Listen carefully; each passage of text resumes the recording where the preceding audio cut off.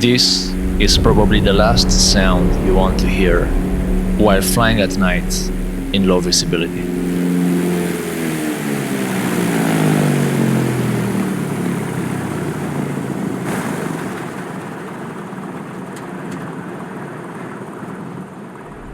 This quiet symphony of whistling air represents the calm that precedes the storm. Unfortunately, this pilot is listening to this eerie symphony while his plane is gliding through the fog at night, looking for a runway that seems to never appear in sight. Time and altitude are running out.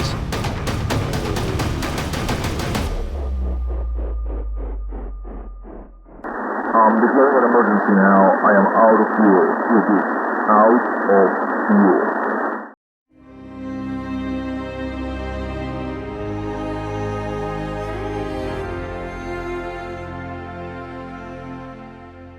The 33-year-old pilot and his brother had been working in a hangar at Tampa North Air Park in Florida. They finished later than expected, and they were in a hurry to get on the plane and start their flight. They planned a 3-leg cross-country flight at night from Tampa North Air Park to Charlottesville Airport in Virginia. The aircraft was a Piper Cherokee PA-28R, a 45-year-old aircraft with more than 2,500 airframe hours. Unlike the aircraft, the pilot was recently certified and had roughly 230 total flight hours, out of which only 71 were in this aircraft model. Before taking off from Tampa, he tried to get a weather briefing for the route, but his phone was low on battery. He went to charge it inside the hangar, but the signal was low, so he couldn't obtain the weather forecast.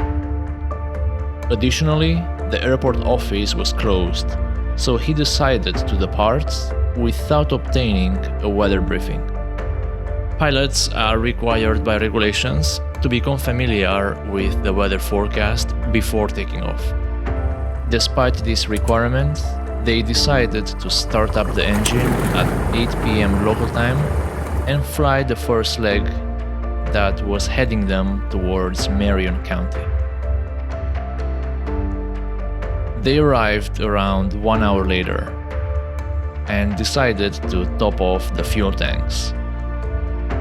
They checked this airport's office, but they couldn't find a computer to obtain the weather briefing. Despite the failure of this second attempt, they decided to continue with their journey. They went back to the Cherokee and began the procedures to start up the engine.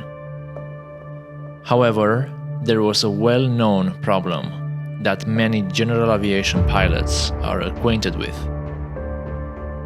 The engine was equipped with a fuel-injected system, which is particularly challenging to start up when the engine is warm. Performing a hot start is not something that is covered in depth in flight schools. Therefore, many pilots who pass the check ride are left on their own to figure out how to start up a warm engine. After 2 hours, the engine cooled off, and eventually they were able to start it up.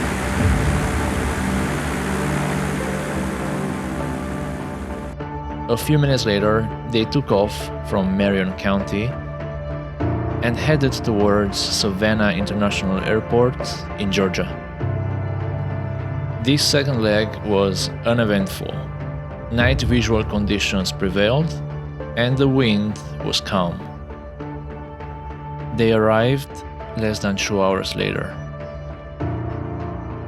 Here, the pilot dropped off his brother as he was going to fly solo on the third and final leg of the journey. Remembering the issues he encountered in Marion County, he decided to not shut down the engine to avoid any startup problems.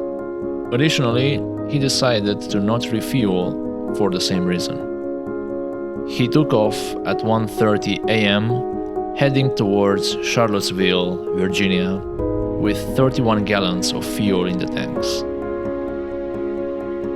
At 4 a.m., he tuned in to the automated weather observing system at Charlottesville Airport. The weather reported was calm winds, quarter-mile visibility with fog, and a vertical visibility of 200 feet. Additionally, his destination airport was closed until 5 a.m. The pilot checked the fuel gauge and calculated that he could fly in a holding pattern for 30 to 40 minutes until the airport would open and still have enough fuel to divert in case of a missed approach. He informed the tower about his intentions. The controller came back and told the pilot that the weather at Louisa was well above minimums. Despite this, the pilot decided to keep a holding pattern until the airport opens and then proceed with an instrumental approach to runway 3. Due to the dense fog, the vertical visibility was only 100 feet. He flew the approach, however, when he reached the decision altitude, he wasn't able to see the runway, so he declared a missed approach. Immediately after that, the controller gave him radio vectors for Louisa, but the weather had drastically changed in the meantime, and now the conditions were below the minimums. ATC suggested 2 alternate airports, Hanover and Richmond. However, the conditions at these 2 were barely above minimums. By this time, the pilot was starting to become concerned with the fuel level. He called back the controller and mentioned that the 2 options were too far away. He knew that if he missed another approach, he would be out of options as the fuel was running out. ATC suggested Shannon and Stafford as alternative options. The fuel was running out, and the pilot had to take an immediate decision. The cloud ceiling reported that Shannon was 500 feet, but there was no ILS or any other instrumental approach that the plane was equipped for. The ceiling at Stafford was 700 feet, and there was an ILS approach with a 200-foot minimum above the runway, so he requested to fly there. However, on the way to Stafford, the engine suddenly got off.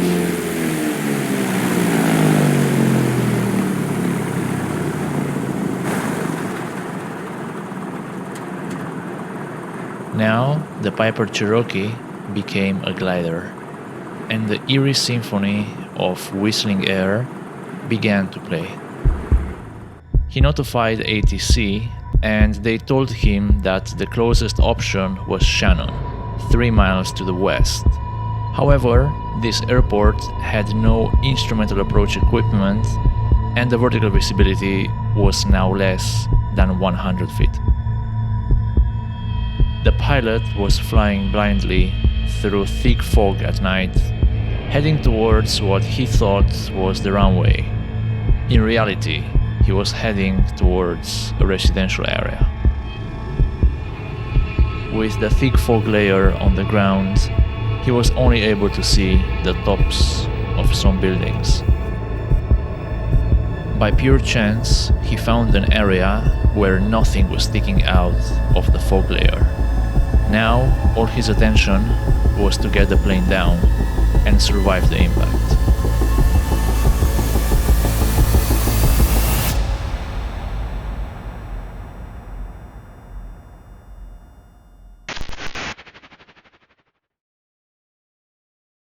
Miraculously, he managed to stop the aircraft next to the driveway of a petrol station.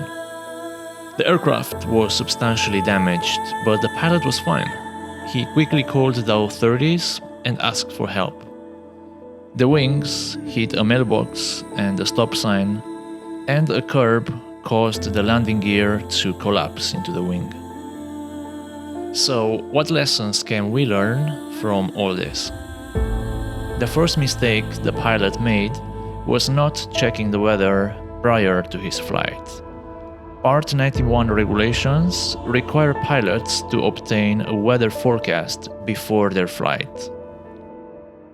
Another mistake was the decision to not shut down the engine and refuel at Savannah International.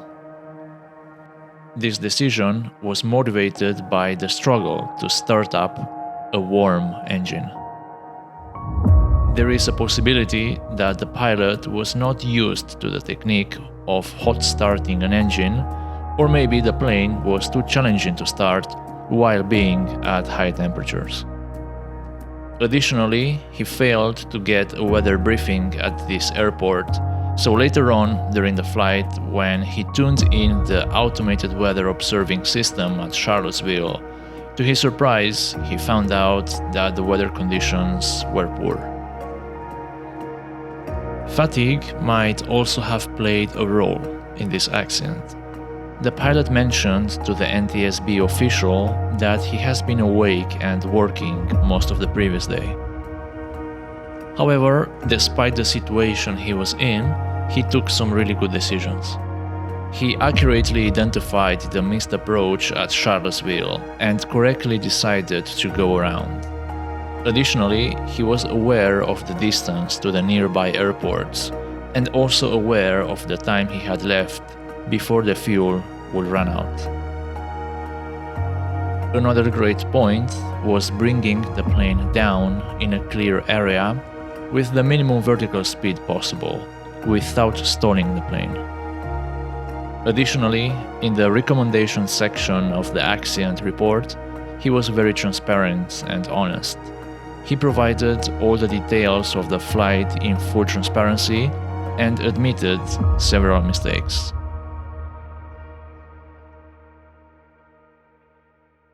I hope that you learned a lot from this episode of the Black Swan series, and if you want to help me to continue producing these episodes, I would highly appreciate it if you can have a look at the description of this video.